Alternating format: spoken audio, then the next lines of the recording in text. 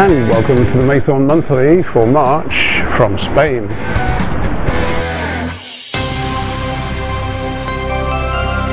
I'm just on the rocks by the sea near the lighthouse and the Torre del Rey, and I've seen where the cats have been going. The Torre del Rey site has all been cleared, looks very smart, and I just spied some cats across the road from there, hiding in the bushes on the sort of cliff edge going down to the sea, so there's still some of them left.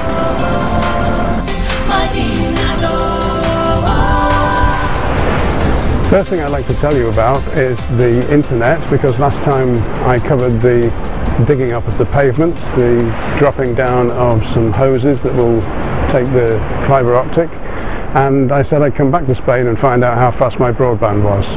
So here's the speed test app on my computer, showing us that we now have 40 megabits download speed and about 10 megabits per second going up, which is 10 times as much as I used to have, and is giving me great potential for sending my videos up to YouTube. When I've been taking stuff from the inside of this house to the tip, I've been sorting it out into piles of rubble and bricks, of wood and of metal, so it can be delivered into the correct skip as one fait accompli. The same rules apply when I've been taking stuff from the garden area outside. I've piled up all the wood on the left-hand side and all the metal over to the right. There's a trailer, a car trailer, which I've already removed the wooden floor from, and then there's the old caravan chassis, and I've still got to remove the floor from that. But I did check underneath to make sure it has a metal chassis and the floor is made of wood, and I've got someone interested in taking the metal.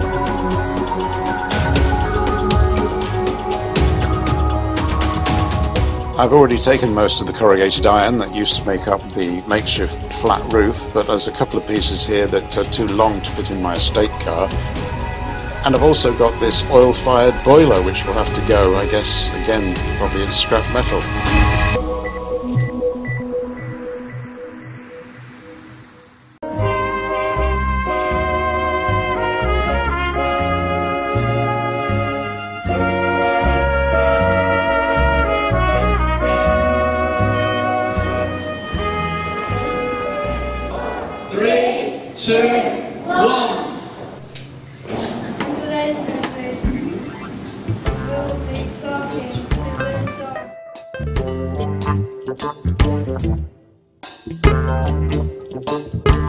In this room sits the director, who would sit about here. He's responsible for the creative outlook of the programme. Next to him we have a production assistant. This guy is responsible for timing, making sure we have the adverts and right point, all that kind of stuff. Here, our sound engineer sits.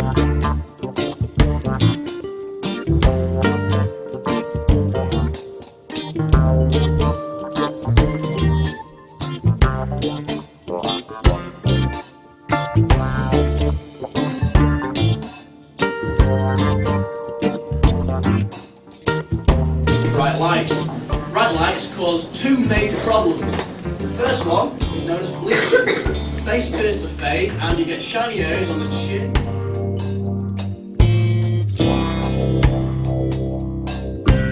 Now here we see different stages in the character's life, and to create the ageing of the features there, we actually had to cover his face in rubber latex and other materials, like for example some fishing wire. Digital, non-linear editing system. I can see you're all really impressed and I have no idea what I'm on about. I'm going to try and explain. I know it sounds complicated. You can see here a sequence actually being edited. This is from London's Burning. You seen that? Yeah. You can see there, the fire engine isn't actually moving at all, and we have a cunning metal frame there supporting the girder. The driver was also replaced with a dummy at this point.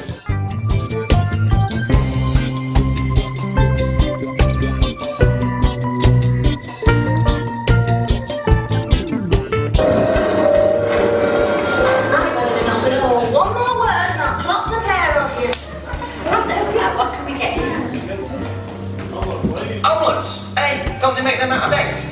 Usually, yeah, why? Do you want toast with it? Yes, please. Well done or half done? What does an egg remind you of? Oh, let's think about it now, Curly. An egg remind me of Percy Sugden's head. Would you like tea or coffee?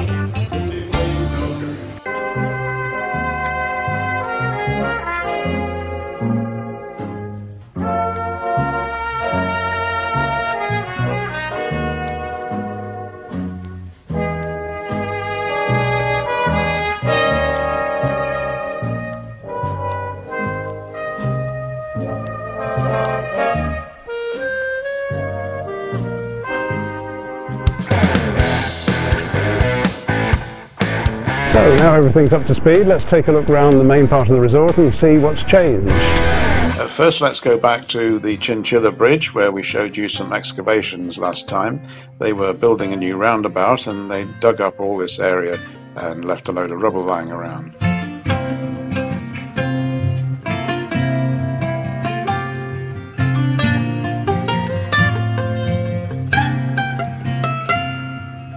Well, that's all finished now. They've replanted things and the roundabout is in full operation, and the road signs are up and the traffic is flowing smoothly around the new roundabout.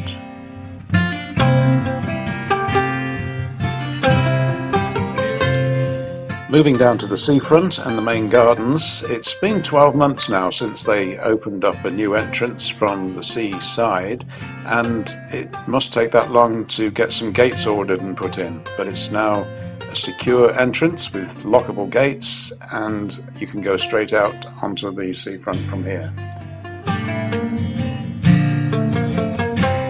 There are signs by the stage in the main gardens advertising shows every night of the week. The other signs I saw a lot of were those advertising the new apartments down on the front. They're not just on the building site itself, you can actually get signposted from other parts of the resort. The building works on the new apartments are up to first floor level. This is the front, and along the side road you can see the cement mixer and its high level delivery system delivering concrete onto the site. The area with all the props, I'm thinking, must be the garaging for cars. That's obviously what the ground floor is going to be used for, or certainly looks like it to me. At the back of the site there's the site huts, the manager's vans, and a big wide ramp going down into the site for entry for the bigger vehicles. Outside Costas R1, where the paving was a trip hazard, they've taken all the bad stuff up and put down new slabs. You remember last time that they were putting down cabling that I believed was for fibre optic. When I arrived back this time, there was a concrete fill-in, just grey in colour. Next thing they did was put masking tape along the pavement, not something I've seen done before, and then they painted it this colour, which I'm assuming was a colour they used originally, and the rest of it's all faded.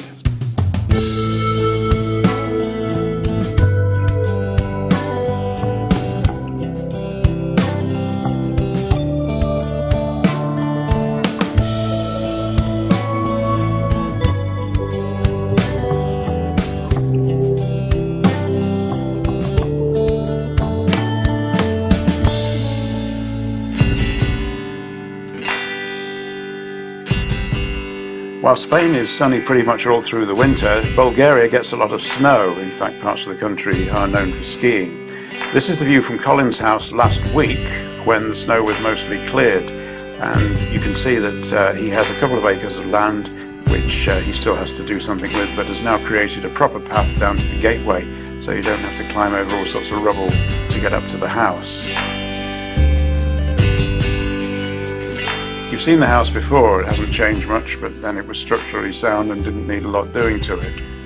So let's take a look inside, and then through the double doors at the front there, you went straight into a rather dark and dingy hall area. That's now become the kitchen when we showed you some progress with this, and it has a dining table as well.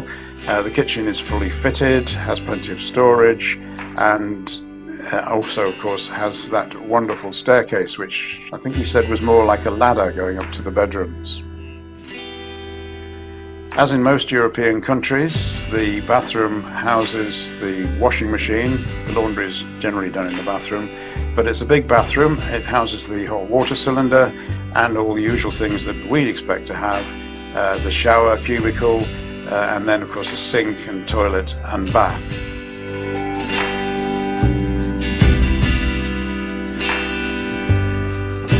The single bed has been removed from the living room and sent upstairs. That doesn't mean you can't sleep in here though, as there's a big L-shaped couch and it looks very comfortable to me. And so to the bedrooms. Two bedrooms, one either side of a very large landing. This bedroom is a double. The landing has a lot of potential as well, and you can see where the ladder staircase comes up. There's also an external door, so you can come here via the external staircase and bypass the bottom of the house altogether. The other bedroom has two single beds in it, and as you can see there's plenty of space. The floors are all down, and it's all looking rather grand.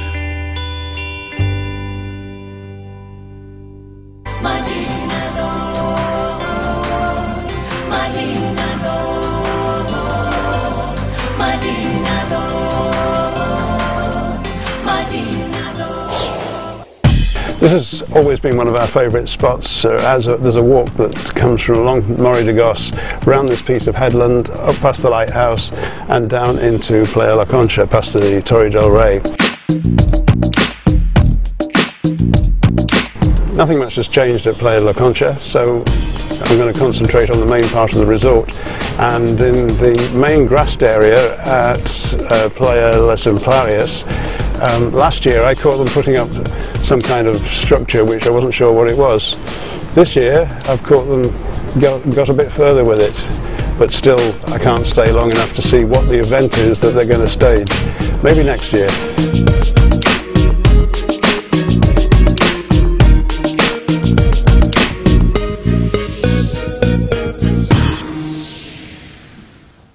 So back to the cottage in Trident Flintshire, and you can see the snow's gone and our wood pile and our metal are there and waiting to be taken away. Meanwhile inside we're doing a lot of sweeping up and cleaning. We still haven't got a water supply yet, but today is the day that we get electricity. That's a kitchen. It was donated by another landlord from a house he was stripping out in Wrexham. And this is our bathroom. Nobody's offered us a bathroom, but we are intending to purchase one in the next month and get it fitted. We'll also have to get someone in to reboard the walls that we've taken the plasterboard off. There's the loft hatch in the main bedroom. We've now got that insulated to the full 400mm, latest standard. And I also have got a new electrician. Well, I've actually got a choice of 4 because I went to a property meeting a couple of weeks ago and asked if anyone could recommend one, and 4 people did. So we've just invited Utilita to come and replace our old meter with a new one, and we now have power. Next month we hope to have water and a lot more done. So here we are back in room 1 at my Wallasey HMO, and we're finishing off this room ready to market. We've done the shower last month, you'd seen that, and then I went to Spain. I've come back now and I've got this. I've been to IKEA. It's a Fulham mirror. You have to be careful working with mirrors because sometimes you can look in the mirror and see things I don't want you to see. But this is the mirror. It's to go in the toilet compartment. There's a glass shelf so that you can go in there and shave. Some people shave in the shower now, but brackets to hold it. Fulham, IKEA, £7. Why would you pay more?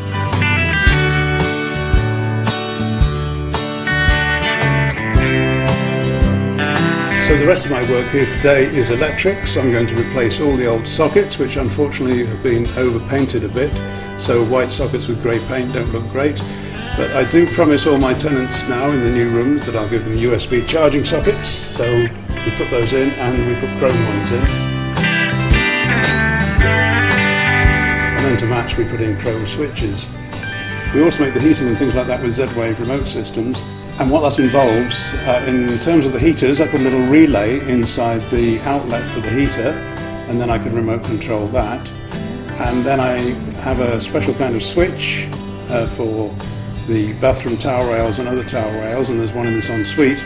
What that allows is not only that I can have a timed remote control system running the towel rails, but if they decide they need to dry clothes at some other time, there's an override system where they can punch in 30, 60 or 120 minutes of boost power to the towel rail to get some extra clothes dry when the time sequences are not on.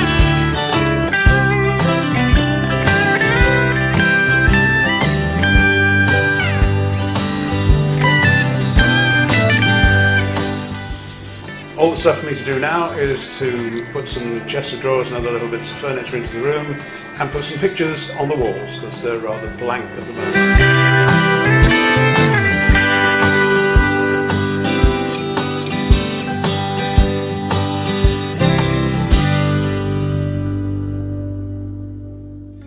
Back to Bulgaria now, and footage that Colin brought us from his visit last week. And we're going to go down to the docks area where you get the ferry across to Romania, across the River Danube. This bridge was of some interest. Colin went with another photographer, so she was busy taking photos of the bridge, which is a footbridge coming across from the town, down onto the dock front and onto the area where you catch the ferry across to Romania. So that's the view of the River Danube.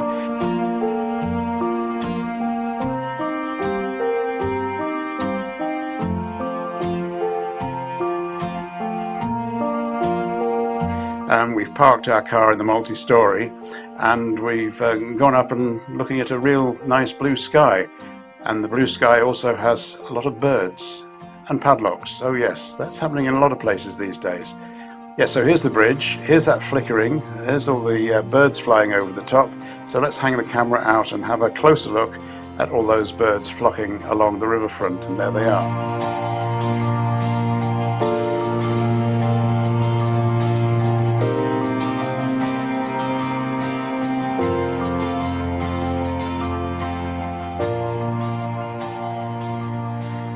On some future visit, we'll have to try and get across to Romania on the ferry and show you that trip, because that could be interesting.